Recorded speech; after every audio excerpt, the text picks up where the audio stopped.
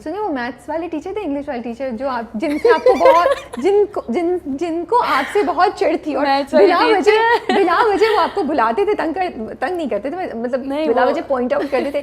پھر جب لائبہ جاتی تھی بورڈ پہ تو لائبہ ایسے سوال حل کر لیتی تھی. بتائیں وہ کس طرح سنائیں, اور بتائیں ان کا کبھی میسج آیا, ان سے کبھی ملاقات ہوئی؟ نہیں, ٹیچرز نے نہیں کیا میسج. اچھا پتہ ہوا کیا, کلاس 9 کے پریلیمز میں میں فیل ہو گئی تھی میتھس میں.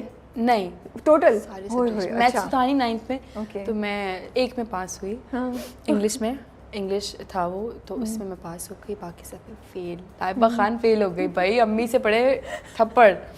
میں نے کہا اچھا اوکے کوئی بات نہیں, 1 مہینے بعد ایگزامز ہیں. میں نے تو آپ یقین کریں میں نے پوری بکس یاد کر لی. میں نے سارے سبجیکٹس یاد کر لیے, اور پورے سال جو بچی فیل رہی ہے, اور جب وہ رزلٹ آیا میٹرک کا 9 کا, تو سب نے کہا اس نے تو پیسے دے کے پاس کروائے, اس کی تو 86 آئی کیسے, 87 اس کی آئی کیسے ہے. نہیں کوئی تو سین ہے. اچھا پتہ چل جائے گا. میٹرک چل رہا تھا ان دنوں, تو ٹیچرز اٹھا کے بورڈ پہ بلا لیتی ہیں, چلو سالو کر کے دکھاؤ, چلو اس کا آنسر بتاؤ, چلو یہ ڈائیگرام بناؤ. میں کری.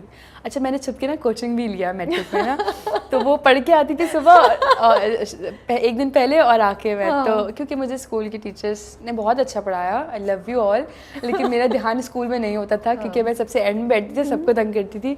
تو پڑھائی تو کلاس میں نہیں, کوچنگ میں ہوتی تھی.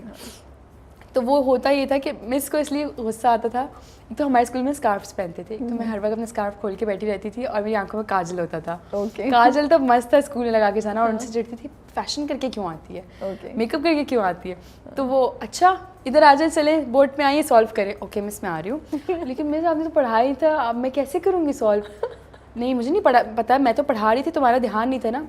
اچھا میں ان کے ساتھ بھی ایکٹنگ کرتی تھی. اوکے پورا سالو کر کے چلے جائیں, بیٹھے ہیں, آتا تو ہے, پتہ نہیں کیوں ایکٹنگ کرتی ہیں. تو ہوتا یہ تھا کہ وہ ان کو چڑ ہوتی تھی کہ یار پڑھتی ہے نہیں, کلاس میں سب کو باتوں میں لگایا ہوا ہے, اور ایگزامس میں پاس بھی ہو رہی ہے. وہ کلاس ٹیسٹ ہوتے تھے, منتھلی ٹیسٹ ہوتے تھے, اس میں بھی 25 پورے مارکس آتے تھے.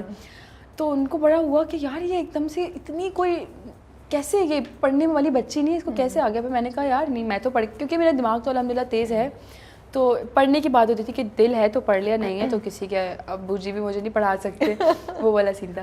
تو خیر جب میں نے ان کو یقین دلایا کہ نہیں میں نے کوئی پیسے دے کے 9th اپنا کلیئر نہیں کیا ہے, میں نے پڑھ کے کیا. پھر میں نے پوری میتھس کی بک یاد کی تھی.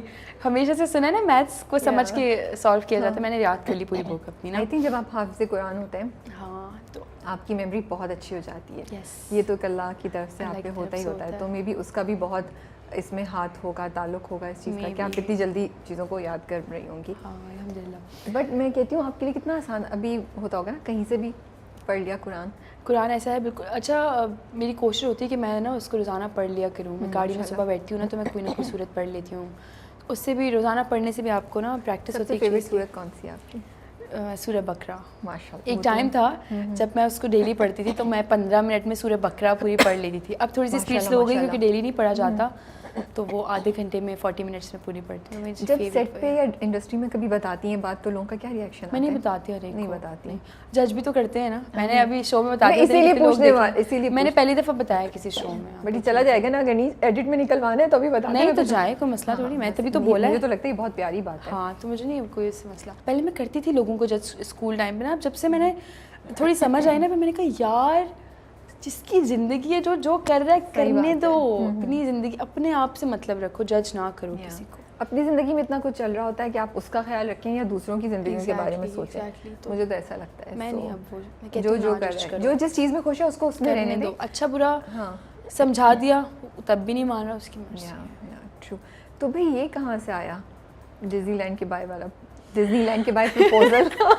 یار آپ نے شو اسٹارٹ ہوتے ساتھ ہی بول دیا. فلا پتہ نہیں, ایک ہوتا ہے نا خواہش آپ کی. میں جاننا چاہتی ہوں خواہش آئی کہاں سے, idea, what created this idea? دیکھیے ہر لڑکی کی خواہش ہوتی ہے اس کو, اس کا جو ہونے والا جو ہسبینڈ ہوتا ہے وہ کسی نہ کسی طرح سے پرپوز کرے, یا اس کے لیے گفٹس لائے, یا اس کو یہاں لے کے جائے. تو ہر انسان, ہر لڑکی کی اندر فینٹیسیز چل رہی ہوتی. تو مجھے یہ تھا یار مجھے نا بس مجھے ڈزنی لینڈ جانے کا بہت شوق ہے, بہت زیادہ.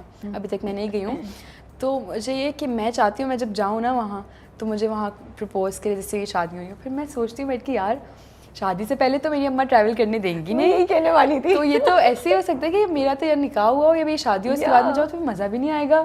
کیا مزہ آئے گا؟ اور اگر وہ لے کے جا بھی رہا ہو بائی somehow ये हो भी तो जाए, उसके घर वाले भी हो, मेरे घर वाले भी हो, आपको पता चल जाएगा अच्छा ये तो मुझे प्रपोज करने वाला है, इसका मतलब डिज्नी लैंड लेके जा रहा है. तो ये चीज़ मुझे लगता है पता नहीं. तो अब ये फैंटेसी चेंज हो गई है या अभी तक है? क्यों नहीं है, अभी तक है. उसको करना पड़ेगा, बेशक शादी की बात करें लेकिन करना पड़ेगा. चलिए जो वो लंबी लाइन लगी हुई है भाई, आप लोग पहले हांगकांग डिज्नीलैंड, कोई डिज्नीलैंड में कोई स्पेसिफिक जगह है? पेरिस हो या अमेरिका, कुछ भी चलेगा. डिज्नीलैंड चाहिए बस. शुक्र है मैंने पूछ लिया, मैं तो हांगकांग भेज रही थी, उन्होंने बोला नहीं पेरिस. मैंने कहा कुछ भी चलेगा, डिज्नीलैंड चाहिए बस.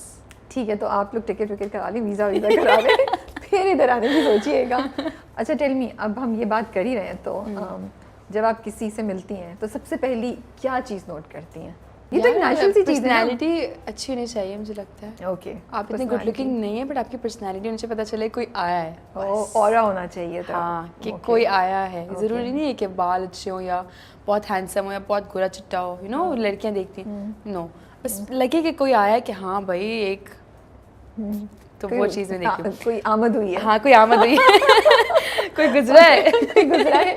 हाँ हवा के झोंके के साथ. जी. ओके, तो what impresses you in a guy? Like चलें अब ये स्टेज तो गुजर गई, थोड़ा बहुत जान लिया, तो फिर क्या चीज़ आप किसी को थोड़ा बहुत जाने के बाद किसी को सेंस ऑफ ह्यूमर करना. अच्छा ओके. और फनी होना चाहिए बस, ज़िंदगी गुजर जाए ना ताकि आराम से. थोड़ा सा फनी होना चाहिए, हंसी खुशी रहें ताकि, और रिस्पेक्ट करे बस मेरी और मेरी फैमिली की और सबकी, हर एक की रिस्पेक्ट करे. बाकी चीज़ें तो देखें खूबसूरती में ढल जाती है, पैसा आने जाने वाली चीज़ है. और रिस्पेक्ट से अगर वो बोलता हो, अच्छे से बोलता हो, रिस्पेक्ट करनी आनी चाहिए, एहसास होना चाहिए. 2-3 चीज़ें जो ये मैटर करती हैं जो हर इंसान में नहीं होता. एहसास बहुत ज़रूरी है. एहसास होना चाहिए हर एक चीज़ का. ये आपने बहुत अच्छी बात बोली, एहसास होना चाहिए. I think that's very very important. Very important. चलिए जी, वीज़ा आपने बाय का कराना है, आपकी आमद का पता चलना चाहिए, एहसास अंदर डालने थोड़ा. एहसास और रिस्पेक्ट होनी चाहिए. नहीं सेंस ऑफ ह्यूमर होनी चाहिए, तो आप इन चीज़ों पे आप लोग काम कर सकते हैं. सेंस ऑफ ह्यूमर अच्छा होना चाहिए उसका, ताकि उसे पता हो क्या चल रहा है ज़िंदगी में. अच्छा, सो डिसअपॉइंटमेंट ज़िंदगी में आती रहती हैं. आप माशाल्लाह से हाफ़िज़ कुरान भी हैं. दुआ बड़ी इंपॉर्टेंट चीज़ होती है मुझे लगता है.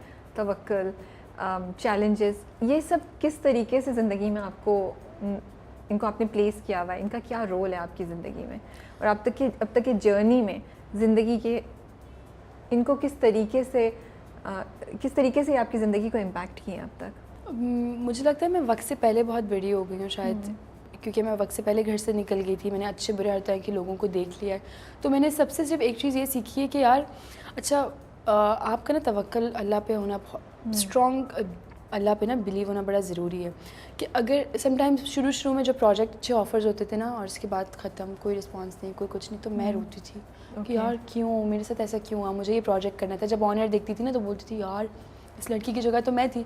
फिर बाद में मैंने फिर उससे बेहतर चीज़ ऑफ़र होती थी. तो जब ये होता था मैं कहती थी यार मतलब आप कुछ नहीं है, वो जो ऊपर बैठा है ना उसकी गेम है, अल्लाह पाक की गेम है सारी. वो जो प्लान करते हैं ना वो आप सोच भी नहीं सकते. सही बात है. अभी भी ऐसा होता है कि अच्छे प्रोजेक्ट्स ऑफ़र होते हैं और कोई रिस्पांस नहीं आता सामने से. मैं कहती हूँ दफ़ा करो, अल्लाह ताला ने इसे बेहतर प्लान किया हुआ होगा.